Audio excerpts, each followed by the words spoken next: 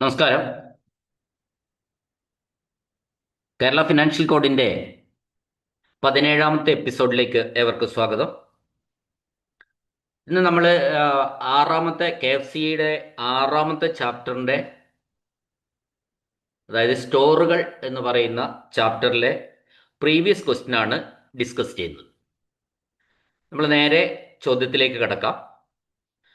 ആദ്യത്തെ ചോദ്യം, സ്റ്റോറുകൾ എന്ന പദത്തിൽ ഉൾപ്പെടാത്തത് ഏതാണ്? അതാണ് ആദ്യത്തെ ചോദ്യം. സ്റ്റോറുകൾ എന്ന പദത്തിൽ എന്ന കോൺസെപ്റ്റിൽ ഉൾപ്പെടാത്തത് ഏതാണ് എന്നാണ് ചോദ്യം. നമുക്കറിയാം, ഇവിടെ കൊടുത്തിരിക്കുന്നത് ഫർണിച്ചർ ഉണ്ട്, ഇന്ധനമുണ്ട്, പുസ്തകങ്ങളുണ്ട്.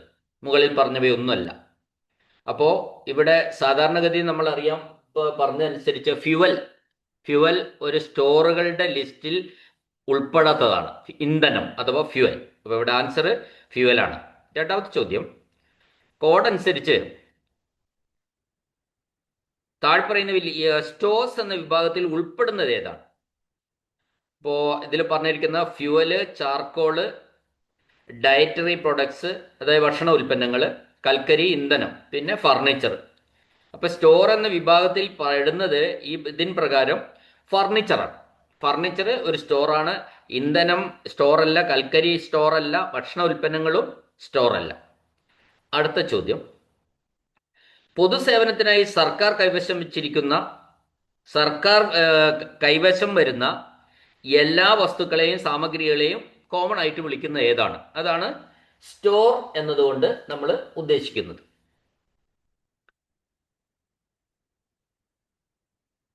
ഇനി അടുത്ത ചോദ്യം, പൊതുസേവനത്തിനായി സ്റ്റോറുകൾ വാങ്ങേണ്ട ഒരു ഗവൺമെന്റ് ജീവനക്കാരൻ ഫോം 13 തയ്യാറാക്കേണ്ടത് എന്താണ്? അപ്പോൾ സാധനങ്ങൾ വാങ്ങുന്നതിന് മുമ്പായിട്ട് ഒരു ജീവനക്കാരൻ ഫോം 13 എന്ത് തയ്യാറാക്കണമെന്ന് നമുക്കറിയാം. ഫോം 13 എന്ന് പറഞ്ഞാൽ തന്നെ ആനുവൽ ഇൻഡന്റ് ഓഫ് സ്റ്റോഴ്സ് ആണ്. അപ്പോൾ സ്റ്റോറുകളുടെ വാർഷിക ഇൻഡന്റ് ആണ് ശരിക്കും ആദ്യം ഫോം 13 തയ്യാറാക്കേണ്ടത്. അടുത്ത ക്വസ്റ്റ്യൻ, തന്റെ ഓഫീസിലേക്ക് സാധനങ്ങൾ വാങ്ങേണ്ട ഒരു ഉദ്യോഗസ്ഥൻ സ്വീകരിക്കേണ്ട ആദ്യ നടപടി എന്താണ്? ഇത് ഇപ്പോഴത്തെ ചോദ്യത്തിന്റെ മറ്റൊരു രൂപമാണ്. ഫസ്റ്റ് സ്റ്റെപ്പ്, സ്റ്റോറുകൾ വാങ്ങേണ്ട ഒരു ഉദ്യോഗസ്ഥ സ്വീകരിക്കുക ആദ്യ നടപടി. Answer, to prepare annual indent, വാർഷിക ഇൻഡന്റ് തയ്യാറാക്കുക എന്നുള്ളതാണ് ആദ്യമായിട്ട് ചെയ്യേണ്ടത്. അടുത്ത ക്വസ്റ്റ്യൻ, അടുത്ത സാമ്പത്തിക വർഷത്തിലേക്ക് ആവശ്യമായ സ്റ്റോറുകളുടെയും ഉപകരണങ്ങളുടെയും ആവശ്യകത ഓരോ വകുപ്പും എപ്പോഴാണ് അനലൈസ് ചെയ്യേണ്ടത് അല്ലെങ്കിൽ വിലയിരുത്തേണ്ടത്? അടുത്ത കൊല്ലത്തേക്ക് ആവശ്യമായ അല്ലെങ്കിൽ അടുത്ത ഫിനാൻഷ്യൽ ഇയറിലേക്ക് ആവശ്യമായ സ്റ്റോറുകളുടെയും ഉപകരണങ്ങളുടെയും ഒരു ആവശ്യകത ഓരോ വകുപ്പും എപ്പോഴാണ് വിലയിരുത്തേണ്ടത്? അത് അതിൻ്റെ answer, at the end of each financial year. ഓരോ സാമ്പത്തിക വർഷത്തിൻ്റെയും അവസാനമാണ് അത് വിലയിരുത്തേണ്ടത്, അടുത്ത സാമ്പത്തിക വർഷത്തിലേക്കുള്ളത്. നെക്സ്റ്റ് ക്വസ്റ്റ്യൻ, ഇൻഡന്റ് തയ്യാറാക്കുന്നത്, അതായത് വാങ്ങുന്നതിനുള്ള ഇൻഡന്റ്, വാർഷിക ഇൻഡന്റ് തയ്യാറാക്കുന്നത് ഏത് ആർട്ടിക്കിളിലാണ് വ്യക്തമാക്കിയിരിക്കുന്നത്? അത് ആർട്ടിക്കിൾ 123 KFC വോളിയം 1 ആണ്. അടുത്ത ചോദ്യം, താഴെ കുറച്ച് ലിസ്റ്റ് കൊടുത്തിട്ടുണ്ട്. അതിൽ ചോദിച്ചിരിക്കുന്നത്, താഴെ പറയുന്നത് ഏത് വാങ്ങുന്നതിനാണ് വകുപ്പ് മേധാവികൾക്ക് ഭരണാനുമതി നൽകാൻ അധികാരമില്ലാത്തത്? ഏത് വാങ്ങുന്നതിനാണ് വകുപ്പ് മേധാവികൾക്ക്? അപ്പൊ ഈ വകുപ്പ് മേധാവികൾക്കുള്ള ഒരു കുഴപ്പം പറയുന്നത് എന്താന്ന് വെച്ചാല്, ലക്ഷൂറിയസ് ആയിട്ടുള്ള സാധനങ്ങൾ, അതായത് ആഡംബര സാധനങ്ങൾ വാങ്ങുന്നതിനുള്ള പിന്നെ അഡ്മിനിസ്ട്രേറ്റീവ് സാങ്ഷൻ നൽകാൻ വകുപ്പ് മേധാവികൾക്ക് ഇല്ല, ഭരണാനുമതി നൽകാൻ. അപ്പോൾ അത് ആഡംബര സാധനങ്ങൾ, ഇതിനകത്ത് പറഞ്ഞിരിക്കുന്ന സാധനങ്ങളൊന്നും നോക്കാം. മൈക്രോസ്കോപ്പ്, ഫോട്ടോഗ്രാഫിക് ഉപകരണങ്ങൾ, ജനറേറ്റർ, ഇതെല്ലാം ആഡംബര സാധനങ്ങളാണ്. അപ്പോൾ ഇതൊന്നും വാങ്ങാനുള്ള അനുമതി ഹെഡ് ഓഫ് ദി ഡിപ്പാർട്ട്മെന്റിന് കൊടുക്കാൻ കഴിയില്ല, HOD കൊടുക്കാൻ കഴിയില്ല. അത് പർച്ചേസ് കമ്മിറ്റിയാണ് അത് ചെയ്യുന്നത്. അപ്പോൾ ഇവിടെ ആൻസർ ഈ ഓൾ ഓഫ് ദി അബോവ് ആണ്. അടുത്ത ചോദ്യം, സ്റ്റോറുകൾ വാങ്ങുന്ന നടപടികളിലേക്ക് കടക്കുന്നതിന് മുമ്പായി പർച്ചേസിംഗ് അതോറിറ്റി ഉറപ്പാക്കേണ്ട അനുമതി ഏത് തരത്തിലുള്ളതാണ്?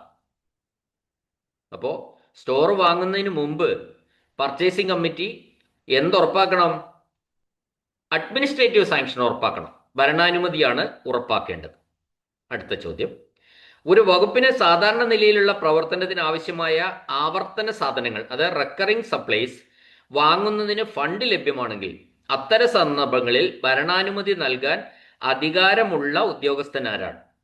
ഇപ്പോൾ ഒരു വകുപ്പിന്റെ സാധാരണ നിലയിലുള്ള പ്രവർത്തനമാണ് കേട്ടോ. സാധാരണ നിലയിലുള്ള പ്രവർത്തനത്തിന് ആവശ്യമായ റെക്കറിംഗ് സപ്ലൈസ് വാങ്ങുന്നതിന് ഫണ്ടുണ്ട് എങ്കിൽ അതിന്റെ എസ്, അതായത് അഡ്മിനിസ്ട്രേറ്റീവ് സാങ്ഷൻ അല്ലെങ്കിൽ ഭരണാനുമതി നൽകാൻ അധികാരമുള്ള ഉദ്യോഗസ്ഥൻ ആരാണ് എന്ന ചോദ്യം. അത് HOD തന്നെ, ഹെഡ് ഓഫ് ഡിപ്പാർട്ട്മെന്റ് ആണ്, അഥവാ വകുപ്പ് മേധാവിയാണ്. അടുത്ത ചോദ്യം, വകുപ്പ് മേധാവിയുടെ അധികാര പരിധിയിൽ വരാത്ത എല്ലാ പർച്ചേസ് പ്രപ്പോസലുകളും പരിഗണിക്കുന്നത് ആരാണ്? വകുപ്പ് മേധാവിയുടെ അധികാര പരിധിയിൽ വരാത്തത് അത് ചെയ്യുന്നത് ഡിപ്പാർട്ട്മെന്റൽ പർച്ചേസ് കമ്മിറ്റി ഉണ്ട്. അപ്പോൾ ഒരു നിശ്ചിത തുകയ്ക്ക് മുകളിലുള്ള പർച്ചേസ് തീരുമാനങ്ങൾ എടുക്കുന്നത് വകുപ്പ് മേധാവി ഒറ്റയ്ക്കായിരിക്കില്ല സാധാരണഗതിയിൽ. അത് ഇത്തരം സാഹചര്യങ്ങളിൽ എന്തിനു വേണ്ടിയിട്ടാ? ഒരു സുതാര്യത ഉറപ്പുവരുത്താനായിട്ട് വേണ്ടിയിട്ടാണ് ഡിപ്പാർട്ട്മെന്റൽ പർച്ചേസ് കമ്മിറ്റി രൂപീകരിച്ചിരിക്കുന്നത്. അപ്പോൾ ഒരു വ്യക്തിയല്ല, പലരും കൂടി ചേർന്നാണ്. അപ്പോൾ അതിലൊരു സുതാര്യതയ്ക്ക് വേണ്ടിയാണ് അത്തരം കമ്മിറ്റികൾ രൂപീകരിച്ചിട്ടുള്ളത്. ഇനി അടുത്ത ചോദ്യം, ആർട്ടിക്കിളുകൾ ഒരു കമ്പനിയുടെ പ്രത്യേക ഉൽപ്പന്നം മാത്രമാണെങ്കിൽ ഏത് തരം ടെൻഡറാണ് വേണ്ടത്? സാധനങ്ങൾ പ്രൊപ്രൈറ്ററി ക്യാരക്ടറിലുള്ളതാണെങ്കിൽ, അല്ലെങ്കിൽ ഒരു കമ്പനിയുടെ മാത്രം ഉൽപ്പന്നമാണ് നമുക്ക് ആവശ്യമുള്ളത്, അങ്ങനെയെങ്കിൽ നമ്മൾ പ്രൊപ്രൈറ്ററി ക്യാരക്ടറുള്ള ഒരു പ്രത്യേക കമ്പനിയുടെ മാത്രം ഉൽപ്പന്നം, അതിന് ഏത് തരം ടെൻഡറാണ് നമ്മൾ കൊടുക്കുന്നത്? അത് സിംഗിൾ ടെൻഡറാണ്. കരാർ തുക 10 ലക്ഷം രൂപ അതിൽ കൂടുതലോ ആണെങ്കിൽ ഏത് രീതി അവലംബിക്കണം? അത് നമുക്ക് പഠിച്ചതാണ്, ഓപ്പൺ ടെൻഡറാണ്. ഏറ്റവും സാധാരണയായി ഉപയോഗിക്കുന്ന ടെൻഡർ സിസ്റ്റം ഏതാണ്? ഓപ്പൺ ടെൻഡർ സിസ്റ്റമാണ് നമ്മൾ സാധാരണയായിട്ട് ഉപയോഗിക്കുന്നത്. ഒരു പർച്ചേസിംഗ് ഓഫീസർ എങ്ങനെയാണ് സ്റ്റോറുകൾ വാങ്ങേണ്ടത്? ഒറ്റ വാക്കിൽ ഇങ്ങനെ ചോദിച്ചാൽ എന്താ പറയുക? By calling for tenders. ടെൻഡറുകൾ ക്ഷണിച്ചിട്ട് വേണം ഒരു പർച്ചേസിംഗ് ഓഫീസർ സ്റ്റോറുകൾ വാങ്ങേണ്ടത്. അടുത്ത ചോദ്യം, അഖിലേന്ത്യാ തലത്തിൽ പരസ്യം നൽകേണ്ട ടെൻഡറുകൾ ഗസറ്റിന് പുറമെ എവിടെ പരസ്യം നൽകണം? ഓൾ ഇന്ത്യ ലെവലിൽ പരസ്യം കൊടുക്കേണ്ട ടെൻഡർ ആണെങ്കിൽ നമ്മൾ സാധാരണഗതിയിൽ ഗസറ്റിൽ പരസ്യം കൊടുക്കും. അത് കൂടാതെ എവിടെ കൊടുക്കണം എന്നാണ് ചോദ്യം. അതിന്റെ answer Indian trade journal Calcutta. കൽക്കട്ടയിൽ നിന്ന് വരുന്ന ഇന്ത്യൻ ട്രേഡ് ജേർണൽ ഉണ്ട്, അതിൽ പരസ്യം കൊടുക്കണം. പെറ്റി പർച്ചേസ്, ചെറിയ പർച്ചേസുകൾക്ക് ഏത് രീതിയാണ് ഉപയോഗിക്കേണ്ടത്? ചെറിയ പർച്ചേസുകൾക്ക് കൊട്ടേഷൻ രീതിയാണ് ഉപയോഗിക്കേണ്ടത്, കൊട്ടേഷൻ. അടുത്ത ക്വസ്റ്റ്യൻ, ടെൻഡർ സമ്പ്രദായത്തിൽ ഉൾപ്പെടാത്തത് ഏതാണ്? In tender system which is not included. അത് നമുക്കറിയാം, ഇതിനകത്ത് ഓപ്പൺ ടെൻഡർ ഉണ്ട്, ലിമിറ്റഡ് ടെൻഡർ ഉണ്ട്, സിംഗിൾ ടെൻഡർ ഉണ്ട്. ഇതെല്ലാം ടെൻഡർ സിസ്റ്റത്തിൽ ഉൾപ്പെടുന്നതാണ്. ഇതിനകത്ത് പറയുന്ന വേറൊരു വാക്കാണത് ക്ലോസ്ഡ് ടെൻഡർ. ക്ലോസ്ഡ് ടെൻഡർ എന്ന് പറയുന്നത് ടെൻഡർ സിസ്റ്റത്തിൽ ഉൾപ്പെടാത്തതാണ്. അതുകൊണ്ട് ഹിയർ ദ ആൻസർ ഈസ് എന്താണ്? Closed tender.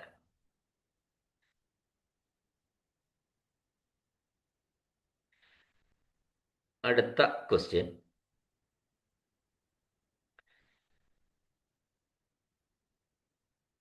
ഇതിൽ പറയുന്ന ആദ്യത്തെ ചോദ്യം, സർക്കാർ ഉദ്യോഗസ്ഥർക്കായി ഫർണിച്ചർ വാങ്ങുന്നത് ഏത് ചട്ടപ്രകാരമാണ് എന്ന് പറയുക? ഫർണിച്ചർ ഉദ്യോഗസ്ഥർക്ക് ഫർണിച്ചർ വാങ്ങുന്നത് ആർട്ടിക്കിൾ 128 ആണ്. 128 ഓഫ് KFC വോളിയം 1 ആണ്. അടുത്ത ക്വസ്റ്റ്യൻ, സർക്കാർ സ്രോതസ്സിൽ നിന്ന് അഥവാ ഗവൺമെന്റ് സോഴ്സിൽ നിന്ന് ഫർണിച്ചർ വാങ്ങുന്നതിന് പ്രാദേശികമായി വാങ്ങാൻ അധികാരമുള്ള ഉദ്യോഗസ്ഥർ എന്ത് നേടിയിരിക്കണം?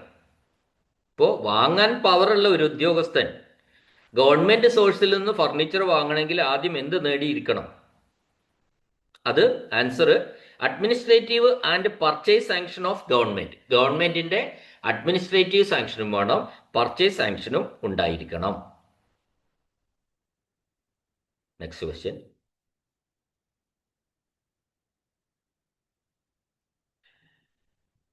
വകുപ്പുകളിൽ അധികമായി വരുന്ന സ്റ്റോറുകൾ, അതായത് സർപ്ലസ് സ്റ്റോർസ് നീക്കം ചെയ്യുന്നതിനായി സ്വീകരിക്കേണ്ട നടപടി എന്താണ്? അപ്പോൾ ഒരു വകുപ്പിൽ കുറച്ച് സർപ്ലസ് ആയിട്ടുള്ള സ്റ്റോർസ് ഉണ്ട്, അധികമായി വരുന്ന സ്റ്റോറുകളുണ്ട്. അപ്പോൾ അത് നീക്കം ചെയ്യുന്നതിനായി ആദ്യം സ്വീകരിക്കേണ്ട നടപടി എന്താണ്? ആ നടപടി എന്ന് പറയുന്നത് ഹെഡ് ഓഫ് ഡിപ്പാർട്ട്മെന്റ്, വല്ല വകുപ്പ് മേധാവി, ലഭ്യമായ ഇത്തരം അധിക സാധനങ്ങളുടെ പട്ടിക, ഒരു ലിസ്റ്റ് മറ്റ് വകുപ്പ് മേധാവികളെ അറിയിക്കണമെന്നാണ് റൂൾ. ഒരു സാധനം വേസ്റ്റ് ആവാതിരിക്കാൻ വേണ്ടി ഇവിടെ തൻ്റെ വകുപ്പിൽ കീഴിലുള്ള HOD ആണ് ഇത് ചെയ്യേണ്ടത്. തൻ്റെ വകുപ്പിന്റെ കീഴിലുള്ള അധിക സാധനങ്ങൾ, സർപ്ലസ് ആയിട്ടുള്ള സ്റ്റോറുകളുടെ വിവരം മറ്റ് വകുപ്പുകൾ മേധാവികളെ അറിയിക്കണം. The department head should inform other department heads with a list of such surplus articles available. അടുത്ത ക്വസ്റ്റ്യൻ, ആർട്ടിക്കിൾ 130 KFC അനുസരിച്ച് ടെൻഡർ ഫോമുകളുടെ വില എങ്ങനെയാണ് സ്വീകരിക്കുന്നത്? ഇവിടെ ആൻസർ തന്നിരിക്കുന്നതിൽ ഇൻ ക്യാഷ് എന്ന് മാത്രമേ ഉള്ളൂ. പക്ഷേ ഒരു ടെൻഡർ ഫോമിന്റെ വില സ്വീകരിക്കാൻ നമുക്ക് ഒന്നുകിൽ ഇൻ ക്യാഷ് ആയിട്ട് സ്വീകരിക്കണം, അല്ലെങ്കിൽ മണി ഓർഡറായി സ്വീകരിക്കണം. ഈ രണ്ട് ഓപ്ഷൻ മാത്രമേ ഉള്ളൂ. അപ്പോൾ ഇവിടെ ആൻസറിൽ ഇൻ ക്യാഷ് എന്ന് മാത്രമേ കാണുന്നുള്ളൂ. അതുകൊണ്ട് ഇവിടുത്തെ ആൻസർ ഇൻ ക്യാഷ് ആണ്. അടുത്ത ക്വസ്റ്റ്യൻ, ഏത് രൂപത്തിലാണ് ടെൻഡർ ഫോമിന്റെ വില സ്വീകരിക്കാൻ കഴിയുക?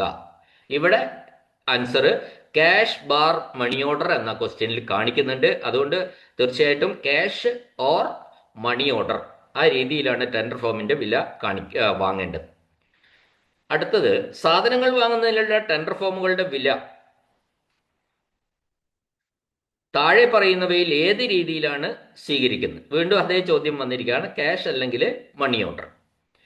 നെക്സ്റ്റ് ക്വസ്റ്റ്യൻ, ഓപ്പൺ ടെൻഡർ സംവിധാനത്തിൽ ഒറിജിനൽ കോപ്പിക്കും ഡ്യൂപ്ലിക്കേറ്റ് കോപ്പിക്കുമുള്ള വില എങ്ങനെയായിരിക്കും? അതായത് ഓപ്പൺ ടെൻഡർ സംവിധാനത്തിൽ ഈ ടെൻഡർ ഫോമുകൾ വിതരണം ചെയ്യും. ആ ടെൻഡർ ഫോമുകൾക്ക് വിലയുണ്ട്. ആ വില ക്യാഷായിട്ടോ മണി ഓർഡർ ആയിട്ടോ മാത്രമേ സ്വീകരിക്കുകയുള്ളൂ. ആ ഫോമിൽ മാത്രമേ ടെൻഡർ കൊടുക്കാൻ കഴിയുള്ളൂ. ആ ടെൻഡർ ഫോമുകളിൽ അതിൻ്റെ വിശദാംശങ്ങൾ ഉണ്ടാവും. ആ മൊത്തം സാധനങ്ങൾ, വാങ്ങേണ്ട സാധനങ്ങളുടെ ലിസ്റ്റും ഉണ്ടാവും. അപ്പോൾ ഇത് ഒറിജിനൽ കോപ്പിക്കും ഡ്യൂപ്ലിക്കേറ്റ് കോപ്പിക്കുള്ള വില എങ്ങനെയായിരിക്കും എന്നാ ചോദ്യം. വില വ്യത്യസ്തമായിരിക്കും, ഡിഫറൻ്റ് ആയിരിക്കും. ഒറിജിനൽ കോപ്പിയുടെ വില ആയിരിക്കില്ല ഡ്യൂപ്ലിക്കേറ്റ് ഏത് ടെൻഡർ ഫോമിൻ്റെ കാര്യമാണ് പറഞ്ഞത്, ഡ്യൂപ്ലിക്കേറ്റ് കോപ്പിക്ക് ഉണ്ടാവുക. അത് ഡിഫറൻ്റ് ആയിരിക്കും. എന്നാൽ പ്രത്യേകം ശ്രദ്ധിക്കുന്ന കാര്യം എന്ന് വെച്ചാൽ ഒറിജിനൽ വാങ്ങിയ ഒരാൾക്ക് ഡ്യൂപ്ലിക്കേറ്റ് കോപ്പി കൊടുക്കാൻ പാടുള്ളൂ എന്നത് മാത്രമാണ്. അടുത്ത ക്വസ്റ്റ്യൻ, KFC വോളിയം 1 ഏത് ആർട്ടിക്കിളിലാണ് ടെൻഡറുകൾ ക്ഷണിക്കുന്നതിനുള്ള നിയമവശങ്ങളെക്കുറിച്ച് വിവരിക്കുന്നത്? അത് ടെൻഡറുകളെ സ്വീകരിക്കുന്നതിനുള്ള റൂൾസ് പറയുന്നത് 168 KFC വോളിയം 1 168 ആർട്ടിക്കിളിലാണ് അത് പറയുന്നത്. അടുത്ത question, the period of firmness during which the tenderers are to keep their firm for supply of all ordinary item stores is. സാധാരണ സാധനങ്ങൾ, ഓർഡിനറി ഐറ്റംസ് വിതരണം ചെയ്യുന്നതിനായി ടെൻഡർ നൽകുന്നവർ അവരുടെ നിരക്കുകളിൽ മാറ്റമില്ലാത്ത നിലനിർത്തേണ്ട കാലയളവ് എത്രയാണ് എന്ന് പറഞ്ഞാൽ ഫേംനെസ് പീരീഡ് എത്രയാണ്? ഫേംനെസ് പീരീഡ് ഞാൻ വിശദമായിട്ട് പറഞ്ഞതാണ്. ഇപ്പൊ സാധാരണ കേസുകളിൽ ഓർഡിനറി ഐറ്റംസിൽ ഫേംനെസ് പീരീഡ് 2 months ആണ്, 2 മാസമാണ്. നമ്മൾ ഓർമ്മിച്ചിരിക്കുക. അടുത്ത ക്വസ്റ്റ്യൻ, ഒരേ വകുപ്പുകളുടെ കീഴിലുള്ള വിവിധ സ്ഥാപനങ്ങളുടെ ഇൻഡന്റുകൾ എങ്ങനെ തരംതിരിക്കണം? ഒരേ വകുപ്പാണ് കേട്ടോ. ഒരേ വകുപ്പിന് കീഴിലുള്ള വിവിധ സ്ഥാപനങ്ങളുടെ ഇൻഡന്റുകൾ എങ്ങനെയാണ് തരംതിരിക്കേണ്ടത്? അത് തരംതിരിക്കേണ്ടത് ഒരൊറ്റ ലിസ്റ്റായിട്ടാണ് എടുക്കേണ്ടത്. ഒരു വകുപ്പിന്റെ കീഴിൽ ഒറ്റ ലിസ്റ്റായിട്ടാണ് വേണ്ടത്. നെക്സ്റ്റ് ക്വസ്റ്റ്യൻ, തിരക്ക് പിടിച്ചുള്ള വാങ്ങലുകൾ, റഷ് പർച്ചേസ്, അത് എപ്പോഴാണ് ഒഴിവാക്കേണ്ടത്? നമ്മൾ പറഞ്ഞിട്ടുണ്ട് റഷ് പർച്ചേസ് അഥവാ തിരക്ക് പിടിച്ചുള്ള വാങ്ങലുകൾ ഒഴിവാക്കണം. അതായത് സാമ്പത്തിക വർഷത്തിന്റെ അവസാനത്തിൽ അതാണ് ഒഴിവാക്കേണ്ടത്. ഒരു സാമ്പത്തിക വർഷത്തിന്റെ അവസാനത്തിൽ തിരക്ക് പിടിച്ചുള്ള വാങ്ങലുകൾ ഒഴിവാക്കണമെന്നാണ് പറഞ്ഞിട്ടുള്ളത്. അടുത്ത ക്വസ്റ്റ്യൻ,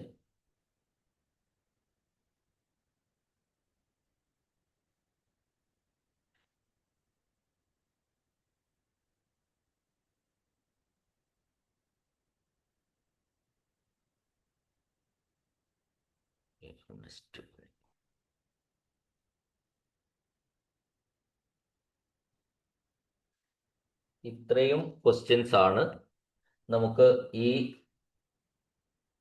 വീഡിയോയിൽ ഞാൻ ഉൾപ്പെടുത്തിയിട്ടുള്ളത്.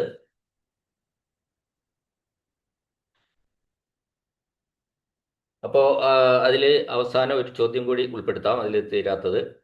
നമ്മൾ സാധാരണ